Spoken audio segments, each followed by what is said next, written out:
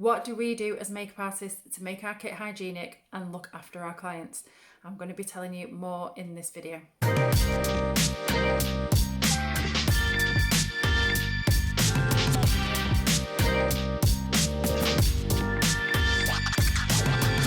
Hey followers, I'm Claire of Harry John. I'm a hair makeup artist and trainer, and I am here today to talk to you about the hygiene of a makeup artist kit. I'm bringing you tutorials every Monday and Wednesday. Wednesday is for pro tips, I'm working on a model, and Wednesday I'll be doing DIY and working on myself. So if you are looking for more tips and techniques for becoming a makeup artist or for learning things at home, then please hit the subscribe button and keep watching for more. So the hygiene of a makeup artist kit. There is a ton of conflicting information around this subject, and I've been reading up loads, especially obviously with this crazy situation of coronavirus. Okay, so this is my setup for day to day. If I go out on wedding bookings, it also travels with me like this. Everything's in its own compartment for taking away so I can work as cleanly as possible. I have the My Kit Coat Buddy for the holding all clean brushes, and any dirty ones I put onto top of here. I have my disposable mascara ones, and I also clean these as well so I can recycle the plastic. Cleaning brushes, I use an antibacterial washing up liquid, and I dip these into some washing up liquid.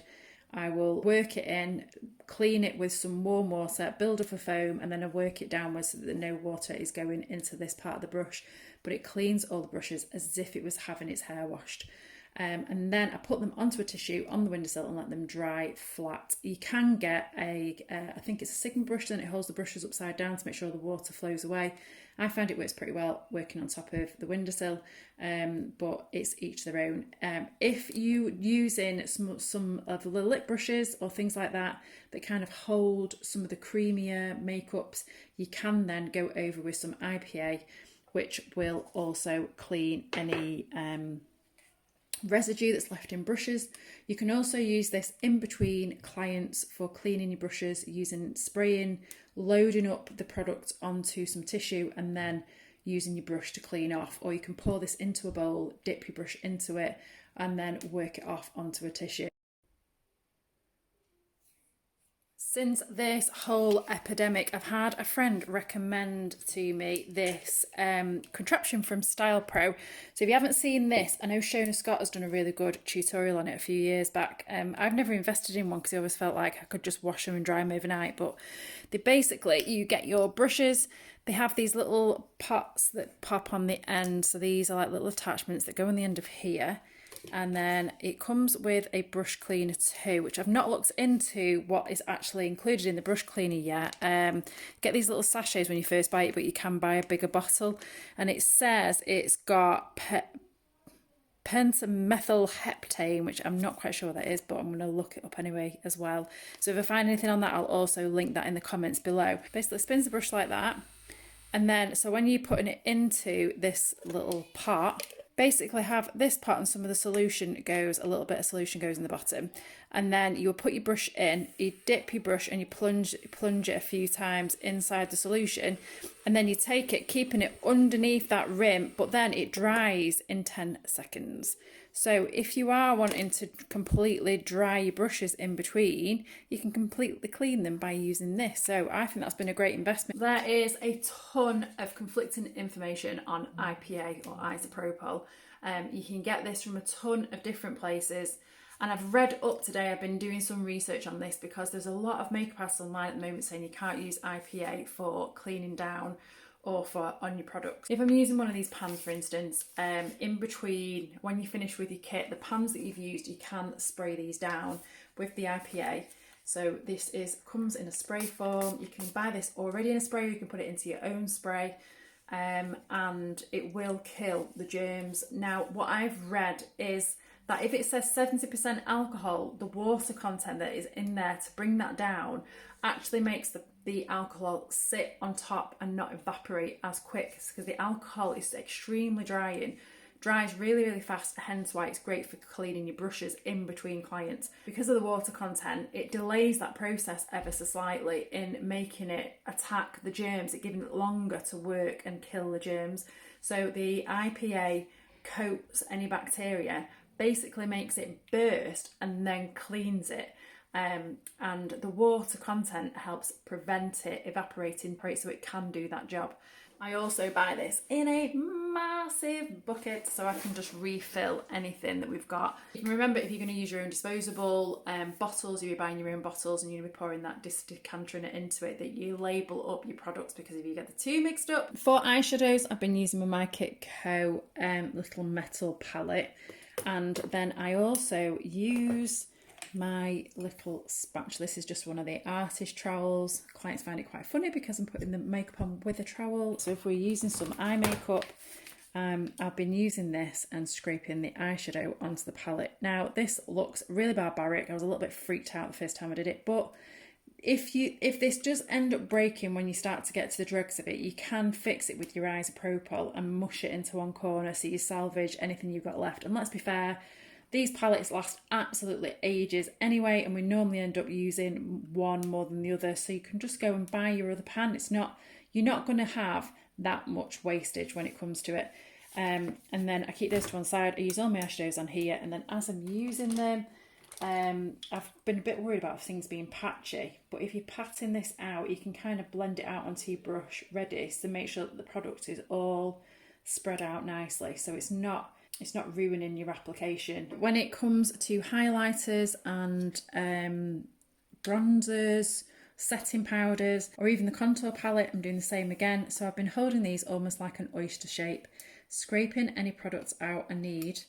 And then because this pan is much bigger, I'm able to blend out the products on there. So I can then go in, I can tap this product onto there, make sure that that's blended around the brush nicely and the product is spread out, so that when it goes on to somebody's skin, it's not going to look patchy.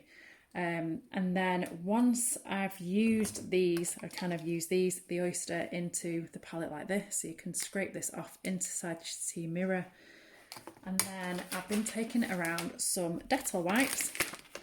And once I've finished using those, I'll leave them upside down so none of the product is going to spill back into the thing. And then I'm just wiping off these with that, letting that dry, and then shutting up my palettes afterwards to make sure that all that is still sanitised. But it gives me a really nice little pan to make sure that the powder is dispersed over the brush correctly. If any creams I have, or a lot of my lipsticks are in here, or some of them are still in the sticks if they won't fit into my pans, I'm literally taking out, using my spatula, taking out a bit of product, and I'm using it on the back of my hand. You can use the tray if you like. My hands are always sanitised. For extra precaution at the moment, I'm washing them also in between clients, as well as using some hand sanitizer, making sure that this has an alcohol content in it on the back, and then it is actually killing germs. So I'm using this in addition at the moment to soap and water in between clients. In addition to that, I do my mascara ones, so my brushes, when I'm shampooing those with antibacterial washing up liquid and they allow to dry, I also do my spoolers at the same time. So my spoolers are all recycled to help save plastic. And also your pencil sharpeners. So these, you can use your IPA, you can give them a little soak again to loosen up any product that's on them. And then they can be cleaned with a cotton bud down them to make sure you get anything out. I've got a few of these just to make sure that I've always got clean ones. And then just making sure that you sharpen your pencils, and you can do anything in between. But I'm not applying anything directly to the face. Remember not to double dip into any of your products. Spray them down with IPA if you're unsure. Clean all your products on the outside. You can use your Dettol wipes to go and wipe over everything. Just make sure it's dry before you put it back together, so stop it sticking. And you're just being as hygienic as possible. Try not to breathe all over your clients just in case. People are using these sponges as well, which they put onto people's faces to rest on. I never ever use these. I don't even really use any sponges. I use all brushes because I find that they're a lot easier to clean. For me personally, I think the beauty blenders and things like that still hold quite a lot of product. So personally, I don't like. If I was working on somebody else's face, I usually hold one hand and I'll rest my arm on my hand. So when I'm working on them, this takes the pressure off and it helps me stay a bit steadier. A lot of the time I can do it freehand and I can rest my pinky on someone's face as I'm working, but it's just about getting the balance right, and it's what works for you guys at home. There's some things in the comments below where I've linked through to some things that I found online, so if anyone wants to have a read up on the hygiene in the background around the isopropyl. So those are my tips, guys, for keeping your kit hygienic. It is second nature. A lot of it should be second nature. A lot of it you should be doing already anyway.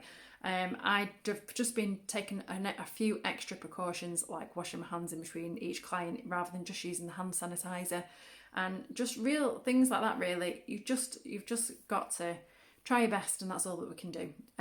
Another tip I would remember, please, is not to use your brushes that are dirty on a new face, because I keep seeing dirty brushes and then they'll put them back in with the clean brushes. No, what are you doing? You're just making work harder for yourself. So just try and stay as hygienic as possible. Just remember to keep sanitising your hands, keep your workstation clean, and just be as clean as you can. That is all we can do, guys.